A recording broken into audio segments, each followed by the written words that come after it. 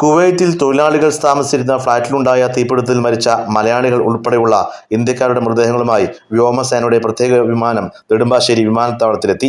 രാവിലെ 10:30-യോടെയാണ് വിമാനത്താവളത്തിലെത്തിയത്. നടപടിക്രമങ്ങൾ പൂർത്തിയാക്കി ഇന്ത്യൻ സമയം രാവിലെ 6:30-യോടെ വിമാനം കുവൈറ്റിൽ നിന്നും പുറപ്പെട്ടു. മുഖ്യമന്ത്രി പിണറായി വിജയൻ, കേന്ദ്ര സഹമന്ത്രി സുരേഷ് ഗോപി, സംസ്ഥാന മന്ത്രിമാർ, MLA-മാർ തുടങ്ങിയവർ മലയാളികളായ 23 പേരുടെ മൃതദേഹങ്ങൾ ഏറ്റുവാങ്ങി.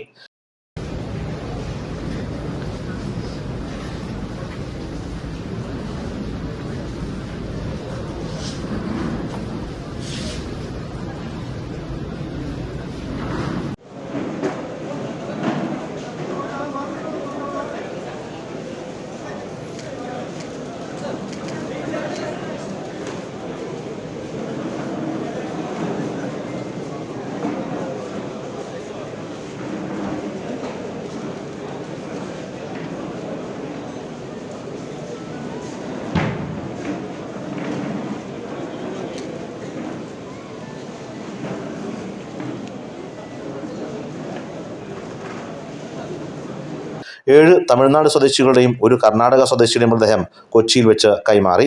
തുടർന്ന് കേരളത്തിലെ 23 മലയാളി മൃതദേഹങ്ങൾ ഓരോരുത്തരും വീടുകളിലേക്ക് ആംബുലൻസിൽ കൊണ്ടുപോയി. ഓരോ ആംബുലൻസിലും ഓരോ പൈലറ്റ് പോലീസ് വാഹനങ്ങളും ഉണ്ടായിരുന്നു. സംസ്കാര ചടങ്ങുകൾ നിശ്ചയിച്ചില്ലാത്തവരുടെ മൃതദേഹങ്ങൾ ബന്ധുക്കളുടെ ആവശ്യമനുസരിച്ച് വിവിധ ആശുപത്രി മോർച്ചറികളിലേക്ക് മാറ്റും.